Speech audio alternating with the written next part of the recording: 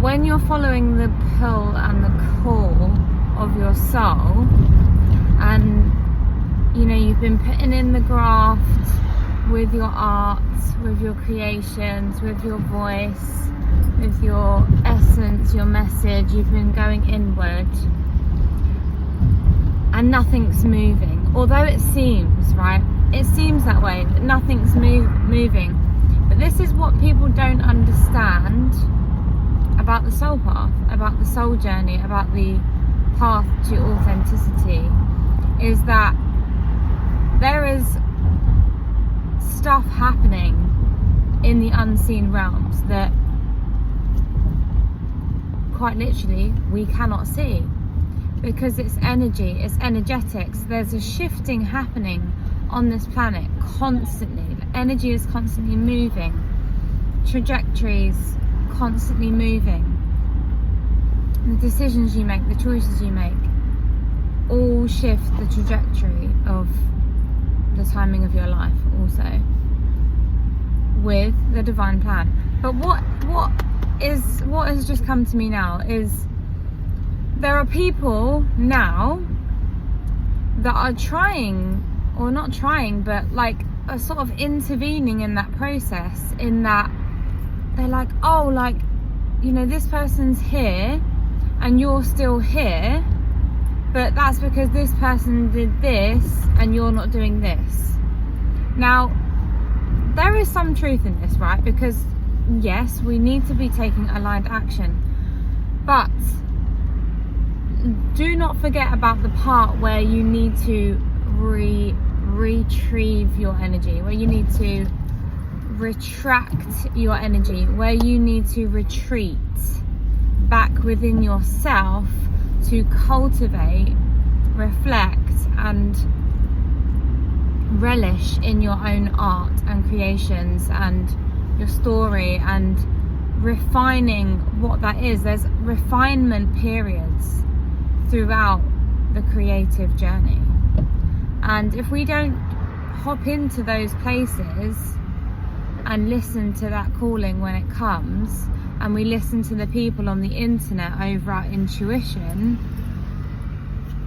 we stall our progress even more, we delay our destiny even more. You know, don't buy into, again, another fear-driven message to say you should be here, you're not here because of this. Don't fall too heavy into that.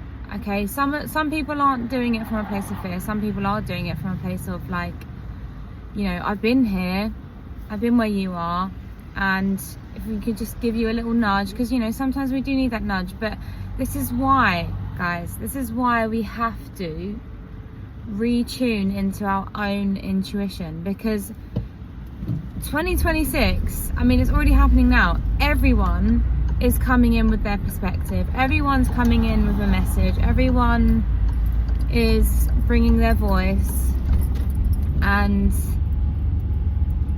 this is why we need to tune into our own compass, right? Because only you know at the deepest level what is right for you and what is aligned for you. Nobody on the internet can tell you this, right? People can guide you, but ultimately, if you're taking that over the guidance of your soul, of your own connection with spirit, creator, divinity, nature, whatever you want to call that, you are misaligning. You're missing the message, you're missing the mark. And I just want to come here and remind you that not everything what people say on the internet, including myself, right? Like, I'm just coming here now, right now, with my perspective. This is why intuition and discernment are absolutely key to navigate this new earth frequency that we're moving into, this new way of being, this new way of living. And to do that, we need to get quiet. We need to address, you know, the things that we're holding that aren't serving us, the traumas, the beliefs, the patterns, the negative stories, and all of that is returning to yourself.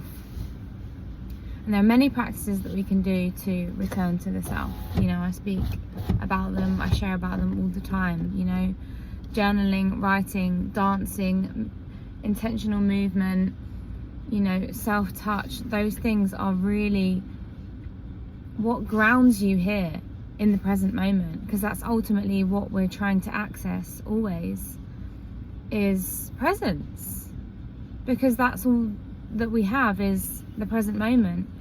You know, who wants to get to 70 and be like, what the fuck did I do with my life? Like, I missed so much of my life because I was worrying about this, and I was playing out this story, and I was thinking about what this person said and did, and I was so disconnected to my body because I didn't do practices that reconnect me with my body and reconnect me with my soul and my intuition, and then actually let me live a life of nourishment and